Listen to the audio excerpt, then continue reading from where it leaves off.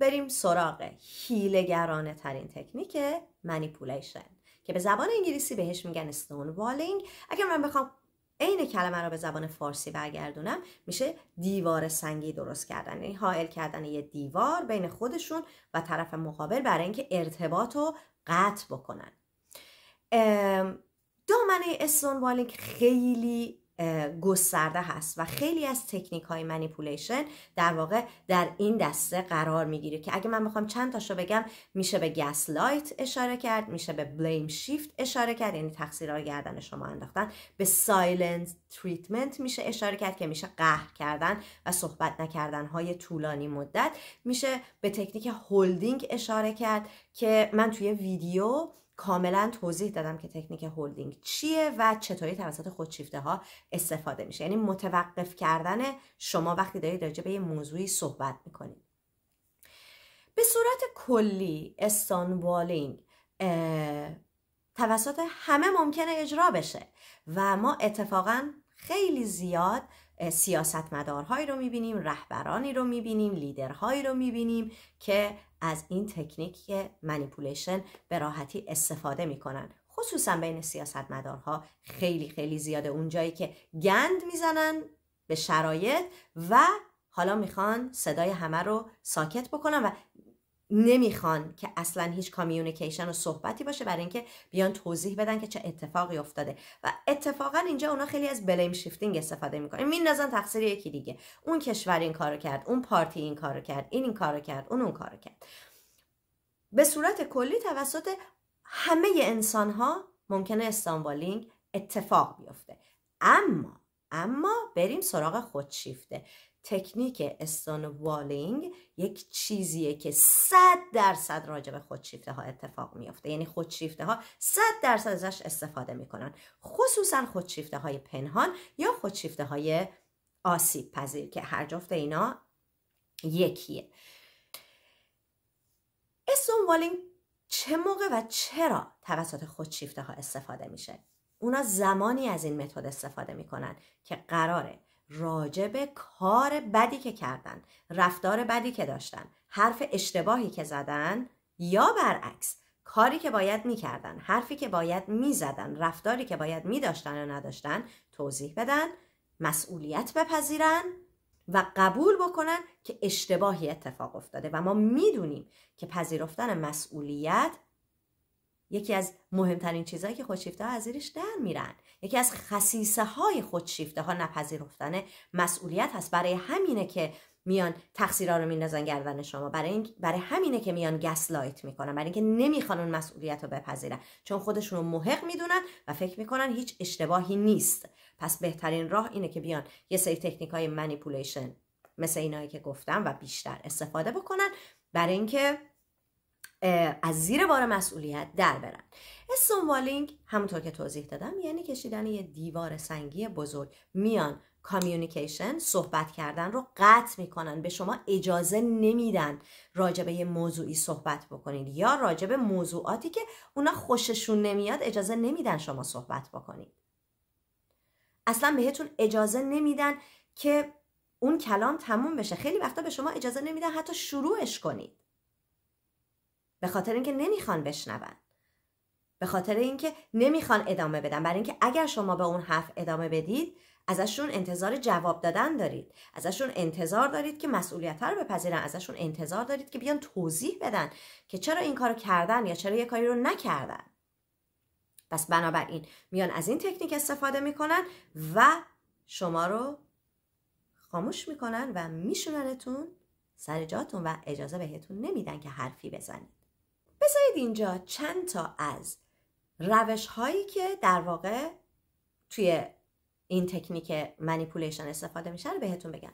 فکر کنید که همسرتون یا پدر مادرتون یا اون انسان خودشیفته که شما باش در ارتباطید یه جایی نشسته، سرش تو موبایلشه یا داره کتاب میخونه یا داره روزنامه میخونه یا هر چی.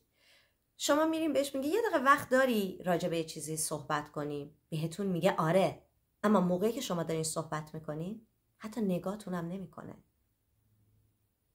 حتی سرشو تکون هم نمیده. یعنی هیچ علامتی که این آدم قدرت شنوایی داره رو به شما نمیده.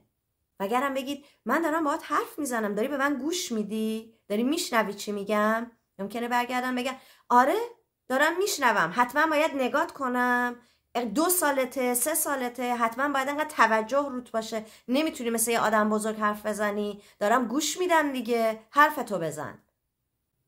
و همونجا شما ترجیح میدید که خودتون رو متوقف کنید برای اینکه کسی نیست که به حرف شما گوش بده و اون دیوار سنگی کشیده میشه.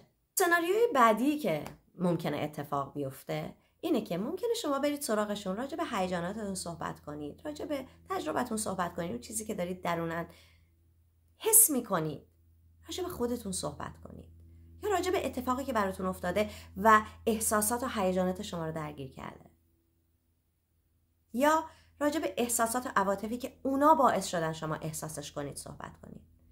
یه حالی به صورتشون میگیرن، یه فرم منزجر کننده‌ای به صورتشون میگیرن که انگار شما احمقانه ترین، پیش پا افتاده ترین موضوعی که ممکنه رو آوردید و میخواین راجع بهش صحبت کنید که حتی ارزش شنیدن هم نداره.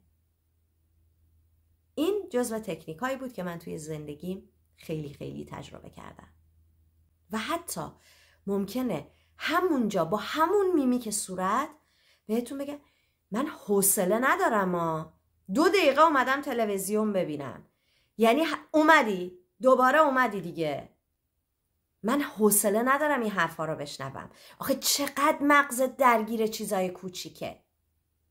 و حاضر نیستن به تجربیات حسی هیجانی شما گوش بدن چون دلشون نمیخواد بشنون. اینجاست که اون دیوار سنگی کشیده میشه، برای که شما خاموش میشید، دیگه حرفی ندارید بزنید. استان والینگ تو مدل‌های مختلف واقعا ممکنه خودشو نشون بده و تظاهرات داشته باشه. شما دارین حرف میزنید، میان از کنارتون رد میشن، اصلا انگار شما رو ندیدن، اصلا انگار وجود ندارید، نه بهتون نگاه میکنن، نه هیچ عکس العملی دارن که اصلا انگار شما اونجا وجود دارید، اصلا انگار صدایی هست. ممکنه با چشماشون حالت رولینگ داشته باشن، چشاشون رو بچرخونن، باز اومد، باز این اومد، چی میخوای؟ چی میگی؟ یا گسلایتتون کنن، درک و شعورتون رو ببرن زیر سوال، بهتون توهین کنن، تقصیرها رو بندازن گردن شما. اونجایی که میرین بهشون میگین چرا تو این کارو کردی، میپرن به شما رو مقصر میدونن. من خیانت کردم چون تو زن خوبی نبودی، چون تو درست آشپزی نکردی، چون تو درست به من سرویس ندادی، چون تو فهم نداری، چون تو این کارو کردی، چون تو اون کارو کردی، چون تو مهربون نیستی، چون تو به من گوش نمیدی. و سکوت، چون شما کاری دیگه نمیتونید بکنید، حرفی نمیتونید بزنید. توی بحثم اگر برید جنگ اونقدر بالا میگیره و اونقدر اونا میان از تکنیک‌های مختلف، خصوصا دارو استفاده میکنن که راجع به دارو من این ویدیوی کامل گذاشتم، از دارو استفاده میکنن تا شما رو پودر کنن، خورد خاک شیرتون کنن، بزنتون کنار. استان والینگ استفاده میشه برای خاموش کردن صدای شما، برای فرار کردن از مسئولیت، برای اینکه یک خودشیفته محقه، خودش رو آدم اشتباهی نمیبینه، فکر نمیکنه بعد از یکی معذرت خواهی کنه، فکر نمیکنه اشتباه کرده، فکر نمیکنه که ممکنه احساسات شما درگیر شده باشه، فکر نمیکنه ممکنه شما صدمه دیده باشید، برای اینکه همدردی ندارن. استان والینگ اتفاق میفته برای اینکه کنترل داستانا بگیرن دستشون، برای اینکه اونجایی که شما صدمه میبینین بهتون اجازه ندن بیاین حرفی بزنین. استان والینگ به راحتی وقتی اتفاق میفته که شما توی اتاق نشستید و روزهای متمادی اینا با شما حرف نمیزنن، هیچ کاری باهاتون ندارن، یا یه جوری رفتار میکنن که به شما هم اجازه حرف زدن نمیدن، دهن شما رو میبندن، صدای شما رو خفه میکنن، برای اینکه دیگه صداتون در نیاد، برای اینکه دیگه اجازه نداشته باشید چیزی رو به اشتراک بذارید برای اینکه اونا دلشون نمیخواد بشنون. اگر اینجا من بخوام به عوارض ناشی از قرار گرفتن در معرض استونوالینگ بهتون بگم، نمیدونم، شاید باید یه 45 دقیقه ویدیو ضبط کنم. اما مهمتریناش شک کردن به خودتون، حس رونده شدگی، حس رها شدگی. اینجا میخوام بهتون بگم که اتفاقا با استونوالینگ شما رو دارن رها میکنن. این هم رها کردنه. رها کردن فقط این نیست که یکی در خونه رو ببنده بره. شما رو رها میکنن. به شما حس عمیق بیپناهی میدن. به شما حس عمیق ناتوانی میدن. مجبورتون میکنن که درک و شعور خودتون رو ببرید زیر سوال. مجبورتون میکنن دنبالشون بدوین. التماسشون کنین که به حرفتون گوش بدن. التماسشون کنین که با شما حرف بزنن. التماسشون کنید که شما رو ببینن. توجهشون رو گدایی کنین. استونوالینگ این چیزا رو از شما میخواد.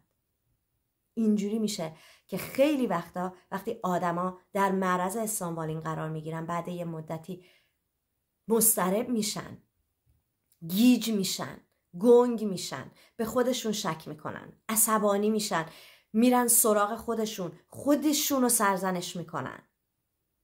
فکر میکنن همه چی تقصیر اوناست. میدونن بیشتر محبت میکنن. میرن برای کاری که نکردن معذرت خواهی میکنن. میرن التماس میکنن